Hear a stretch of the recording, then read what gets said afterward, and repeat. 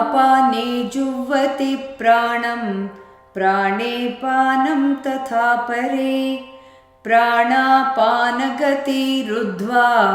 प्राणायामपरायणाः।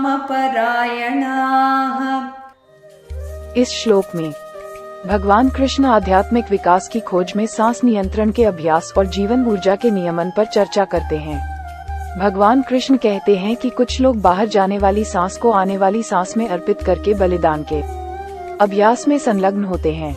ये सचेत जागरूकता और सांस पर नियंत्रण का प्रतीक है, जो योगाभ्यास का एक अनिवार्य पहलू है।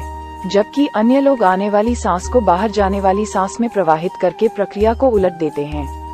ये सममितीय अभ्यास सांस से जुड़ी जीवन शक्तियों के सुविचारित नियमन को दर्शाता है।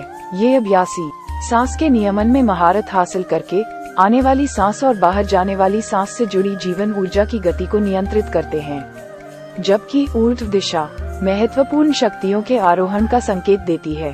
भगवान कृष्ण इन व्यक्तियों को सांस नियंत्रण के अभ्यास के प्रति समर्पित बताते हैं। वे चेतना और आध्यात्मिक अनुभूति की उच्च अवस्थाओं को प्राप्त करने के साधन के रूप में सांस के अनुशासित नियमन के लिए समर्पित हैं। भगवान कृष्ण आध्यात्मिक यात्रा में सांस नियंत्रण के महत्व पर प्रकाश डालते हैं।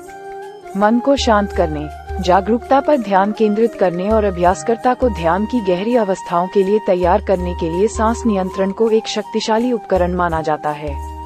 श्वास प्रदान करने का अभ्यास भौतिक शरीर और जीवन शक्ति के एकीकरण का प्रतीक है। सचेत रूप से सांस में हेरफेर करके चिकित्सकों का लक्ष्य शारीरिक और मानसिक कल्याण को बढ़ावा देते हुए भीतर की ऊर्जाओं में सामंजस्य स्थापित करना है। प्राणायाम में सांस का नियंत्रित हेरफेर सांस, मन और जीवन ऊर्जा के बीच गहरे संबंध की समझ को दर्शाता है। यह आध्यात्मिक अनुशासन का एक समग्र दृष्टिकोण है जिसमें स्वयं के भौतिक और सूक्ष्म दोनों पहलू शामिल हैं।